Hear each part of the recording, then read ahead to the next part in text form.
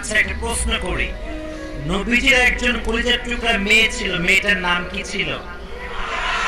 মাশাআল্লাহ, তোমরা খুব ভালো জানো। নাম কি ছিল? ফাতেমা। মাশাআল্লাহ। ফাতেমার দুটি সন্তান ছিল, এক হচ্ছে হাসান আর এক হচ্ছে। ফাতেমার একজন স্বামী ছিল, স্বামীর নাম কি ছিল? দেখছেন কত অ্যাক্টিভ শ্রোতা আমার। মাশাআল্লাহ। আমি নিয়ত করেছি যেহেতু আজকের মূল উদ্যোক্তা হচ্ছে একজন নারী, তো আজকে আমরা একজন নারীর জীবন থেকে কথা বলবো ইনশাআল্লাহ। তার মানে এটা নয় যে শুধু নারীদের ওয়াজ, এটা তা নয়, বরং ফাতেমার জীবনীতেও আমাদের জন্য শিক্ষা আছে না নাই? মাশাআল্লাহ। নবীজির একজন মেয়ের দ্বারাই বংশ চলেছে, বংশের ধারাবাহিকতা চলেছে। মেয়েটার নাম ছিল ফাতেমা। ফাতেমার মায়ের নাম কি ছিল?